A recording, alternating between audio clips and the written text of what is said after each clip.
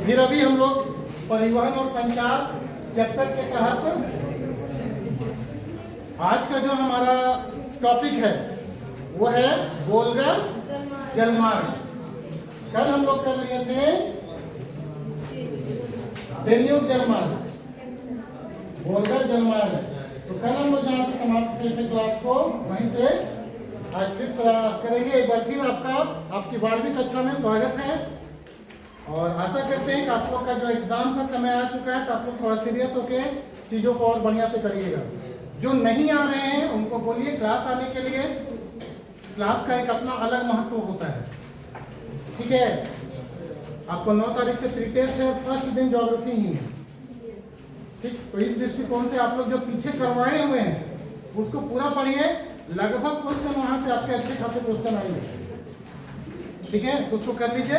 आज हम लोग वोल्गा जलमार्ग की बात करते हैं।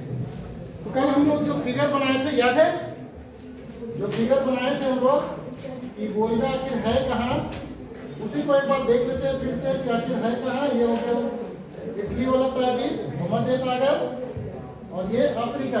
मैप कैसे बनाते हैं वो देखिए आप।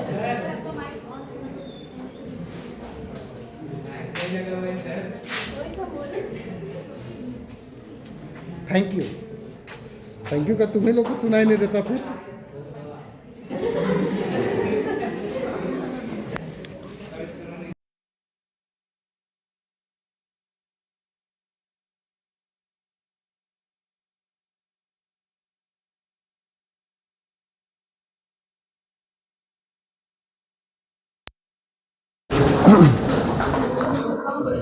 ठीक है।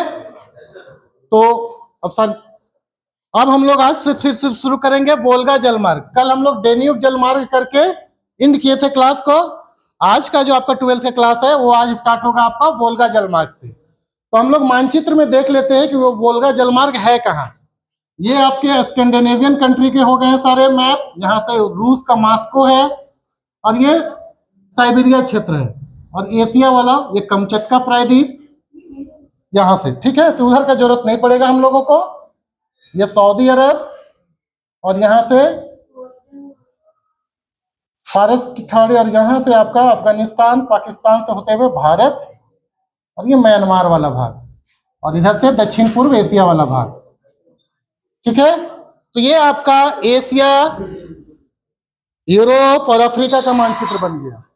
आपके एग्जाम में बाय द वे अगर आता है कोई जलमार्ग तो आप लोग क्या करेंगे, फिगर के साथ उसको बताएंगे। कोई भी जलमार्ग आता है, चाहे उत्तरी अटलांटिक समुद्री मार्ग आ जाए, दक्षिणी अटलांटिक समुद्री मार्ग आ जाए या फिर कोई तटीय नापहर। तो आज हम लोग बात करने जा रहे हैं वोल्गा का। देखिए यहाँ पे कौन है, ये पूरा यूरोप है। यहाँ पे यूरल माउंटेन गया हुआ, बोले थे आप लोग को ना 60 डिग्री उत्तरी अक्षांश देशांतर, 60 डिग्री पूर्वी देशांतर के समानांतर है Ural mountain, Ural mountain.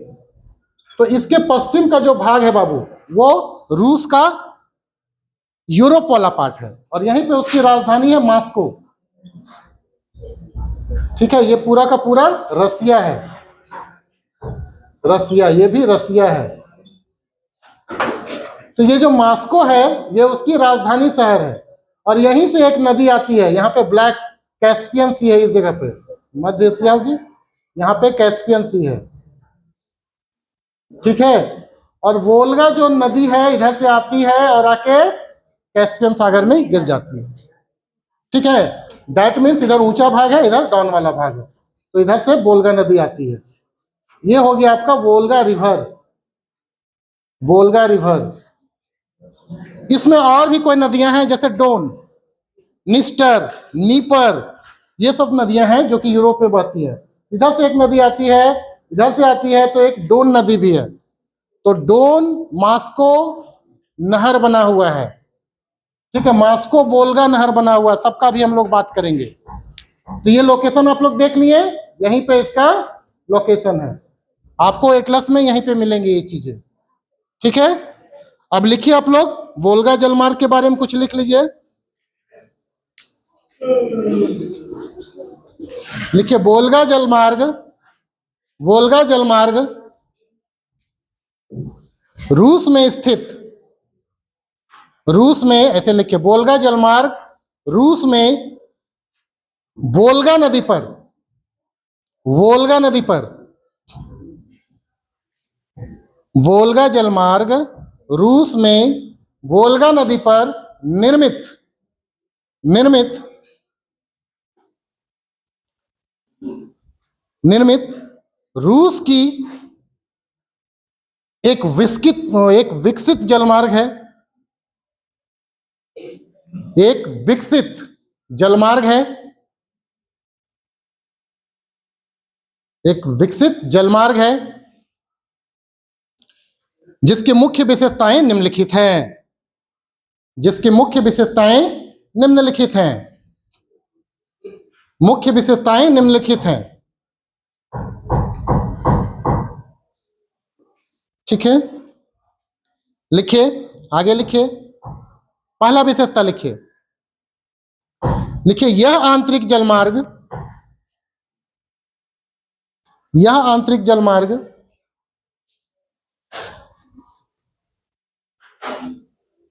11,200 kilometre तक 11,200 किलोमीटर तक 11,200 किलोमीटर तक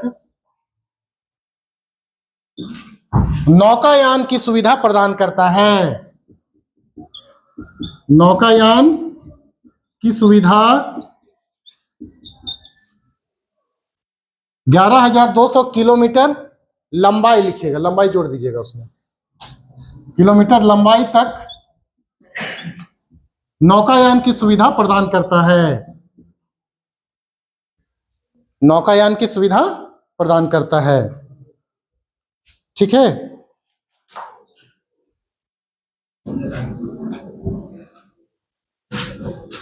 आगे लिखिए। नहीं, नेक्स्ट विशेषता, वोल्गा नदी मॉस्को क्षेत्र से उद्भव होने के पश्चात, मॉस्को क्षेत्र, मॉस्को क्या है? राजधानी है, किसका? रूस का। Very good. मैप में अगर आएगा आपको दिखाने के लिए कि मॉस्को को विश्व के मानचित्र में दिखाइए, दिखा लीजिएगा। ठीक, लिखिए। हाँ, वोल्गा नदी मॉस्को क्षेत्र से निकलकर दक्षिण की ओर प्रवाहित होते हुए दक्षिण की ओर प्रवाहित होते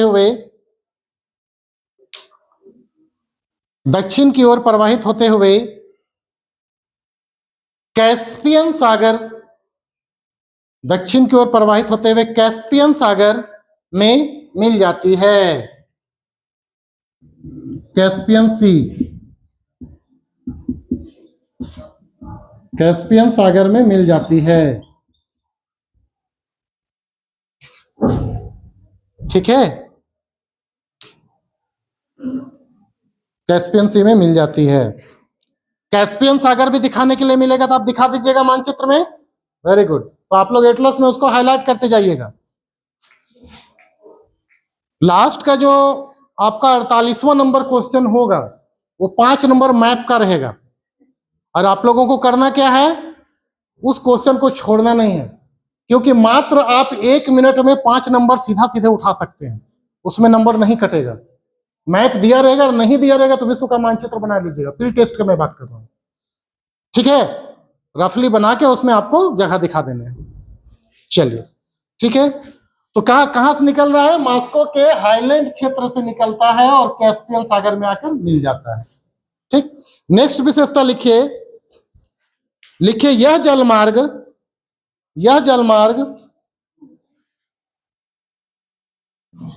मॉस्को प्रदेश को, यानी ये वाला प्रदेश को, यह जलमार्ग मॉस्को प्रदेश को वोल्गा मॉस्को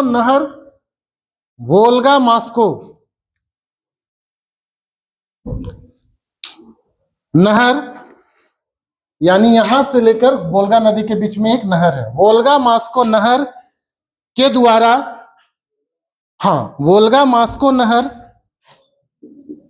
वोल्गा भी एक शहर है और मास्को भी एक शहर है। तो वोल्गा मास्को नहर और दोनों के बीच में जो नहर बना हुआ है इस नदी में, उसी को बोलते हैं वोल्गा मास्को नहर। तो यह जलमार्ग, कौन जलमार्ग? वोल्गा आंतरिक जलमार्ग, ठीक है ना। वोल्गा मास्को नहर के द्वारा जुड़ा हुआ है। क्या लिखे थे? मास्को प्रदेश को ना, यह जलमार्ग मास्को प्रदेश को वोल्गा मास्को नहर के द्वारा जोड़ता है। कुछ भी लिखिए, जुड़ा हुआ है, जोड़ता है, बात एक ही है। सेंटेंस को नहीं देखना है, बस भाव को देखना है, ठीक है। द्वारा जुड़ा हुआ है या जोड़ता है। साथ ही साथ, इसी में लिखिए, साथ ही साथ, साथ ही साथ वोल्गा डोन नहर को, वोल्गा डोन नहर को, वोल्गा डोन, डोन नहर को, वोल्गा डोन नहर को काला सागर से जोड़ता है। ब्लैक सी से काला सागर से जोड़ता है, ठीक है ना, काला सागर से जोड़ता है। ये चीजें हो गई, ये मुख्य है, ज्यादा नहीं, इतना ही आपके एनसीईआरटी में है। खाली हम लोग को लोकेशन देखना है कि कहाँ कहाँ पे चीजें हैं, ताकि मैप आवे तो उसको बना लें आप लोग। साथ ही साथ अगर ये जलमार्ग आवे तो इसको बना ले। अगर क्वेश्चन आता है किसी भी एग्जाम में कि विश्व के प्रमुख आंतरिक जलमार्गों की विवेचना कीजिए, तो इसमें करना क्या है? सबसे पहले आंतरिक जलमार्ग को परिभाषित कर देना है, जैसे आप लोग को लिखवाए हैं। नहीं होगा तो पिछला है, उसमें आप लोग अपलोड, उसको देख लीजिएगा, आंतरिक जलमार्ग कहते किसे हैं। परिभाषित करने के बाद ज्यादा कुछ नहीं करना है, सीधे पैराग्राफ चेंज करना है और लिखना है कि विश्व के प्रमुख आंतरिक जलमार्ग निम्नलिखित है। जितना लिखवाए हैं, राइन जलमार्ग है, वोल्गा है, और आपका ग्रेट लेक्स और सेंट लॉरेंस वाला अभी जो आगे करवाएंगे, सबको नंबरिंग दे देना है। और जो आपको याद है, हाँ हाँ, डेन्यूब भी, जो आपको याद है उसको फिगर के साथ बना दीजिए, समय का देखने ध्यान देते हुए, ठीक है ना। तो चलिए इसका फिगर आप लोग बना लीजिए, इसका पूरा बनाइए जल्दी से।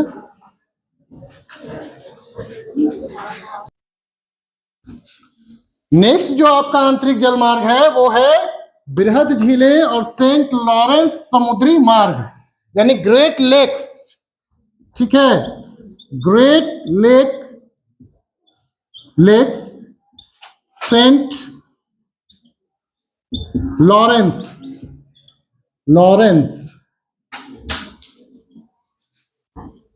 Saint Lawrence sea root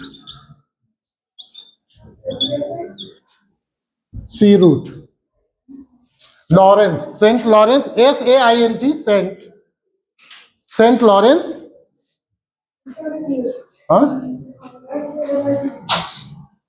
SAI, ठीक है, सेंट लॉरेंस सी रूट, ठीक है। अब ये देखिए कि ये है कहां पे, ठीक है, ये है कहां पे।